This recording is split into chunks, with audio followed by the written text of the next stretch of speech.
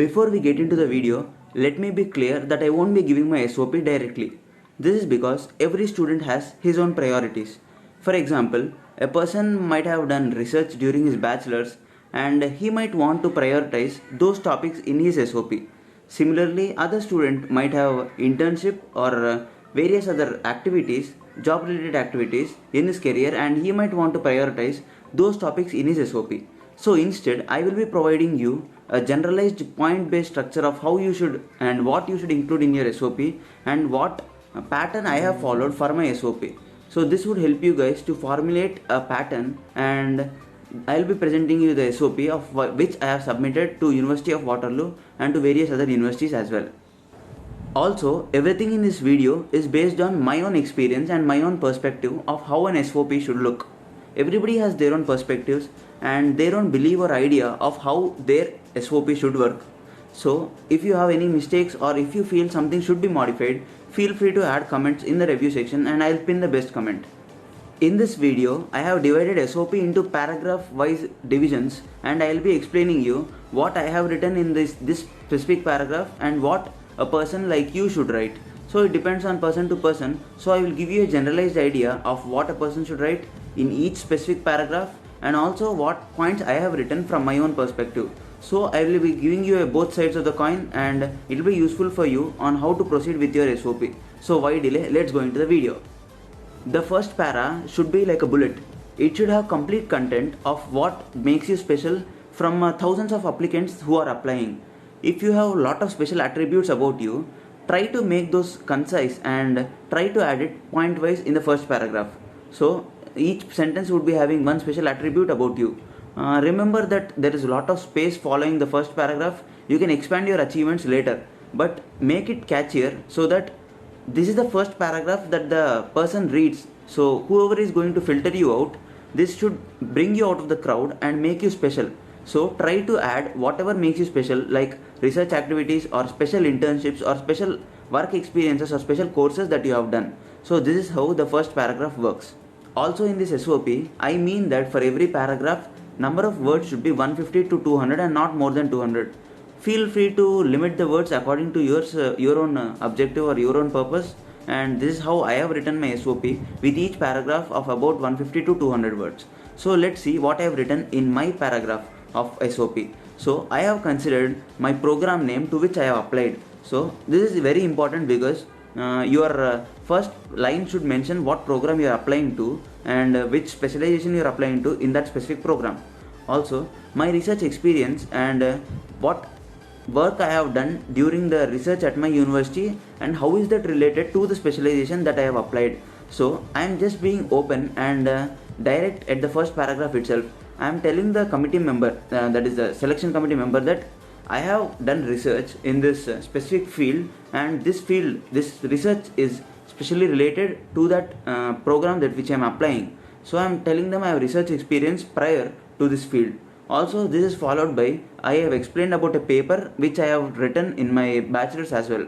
Also, this paper is related to the same specialization which I am applying. So I have expanded that my research experience as well as I have expanded my paper on what I have written, what is novel and what is special in that paper, and this I have concised to about 150 words and I mentioned that in one first paragraph.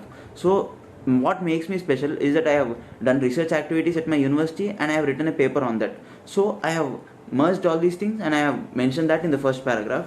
So this depends on what makes you special, what you have done unique, and you should add those as well in the first paragraph. Let's go on to the second para. Not just the second paragraph, the next three paragraphs are going to be very important. That is second, third and fourth paragraphs. This is because you are going to expand whatever topics you have introduced in the first paragraph to bring the attention of the reader. And also what you need to show is that you need to express a background story of what brought you here, what brought you to this specific specialization, and maybe if possible what brought you to this specific university as well. Also you need to explain the first things which you have introduced in the introduction. For example, if you have mentioned about an introduction about how you have done GPU project in NVIDIA internship during your bachelor's, so you are going to explain what project you have done and whatever you have worked on in one of the paragraphs in second, third or fourth paragraphs. So don't worry about the technical aspects of what you have worked on. Every review committee has professors as well. So try to include academical aspects as well. Also, whatever you have done in your bachelor's, for example, if you have done computer science and if you are going to AI or machine learning course, you would have done courses which are specific to the machine learning and AI in your bachelor's. Try to include those in these paragraphs as well. So these paragraphs are going to consider whatever information I have told, and you should include all this information in these 3 paragraphs. Let's go on to see what I have included in my paragraphs of my SOP. As I mentioned previously, background story helps. So in the second paragraph, what I have mentioned according to my own academical perspectives is that I was interested to study renewable energy for my masters. So I have explained why I was interested to study for the power systems in renewable energy specialization, and what brought me here. This was one of the reasons which I included was that the generical power systems and power sources would create environmental damage, but the renewable energy sources wouldn't, right? So this was one of the reason, and I have included a bunch of reasons, 2 or 3, and I tried to include the technical aspects of what causes pollution and what aspects are damaged on the environment on the earth. So this is one of the reason which I have included. So try to include background information from your perspective as well. So if you are going to study computer science, try to include a story of how uncle inspired you to study, or how you were inspired by an algorithm which brought you to this field, or when you were checking about how that works, probably you would have inspired and you would have decided to study on that specific course. So try to include all those aspects as well of how and why you have landed on this specific specialization and you are interested to study in this specific specialization. So let's see how and what I have written in my next third paragraph. In my third paragraph, I have explained about one of my professor in my bachelor's who inspired me and who made me do some projects for the program which I was going to apply. So this explains them my interest which I had in my bachelor's and which motivated me to study this specific course. Also, in my third paragraph, I have explained about my capstone project, that is mini project. It's called mini project, and we do it in the final year. So I have explained about my mini project which was also related to the same specialization. So by mentioning my professor and my specialization as well, I was constructing a strong base of my SOP and why I am interested to study in that specific specialization. So you need to note the flow of how I am laying down the base and how I am adding pillars and how I am adding everything to make my SOP stronger and stronger step by step. Everything is related to my program and my program specialization, and this is how an SOP should be written. So let's go on to see what I have written in my next paragraph. In the fourth paragraph, I wanted to explain them about my academical aspects and how those are also connected to the specialization which I have applied. So I have explained them about the Coursera specialization which I have done, and how that course is a combination of 4 to 5 courses and how that is related to my master's program as well.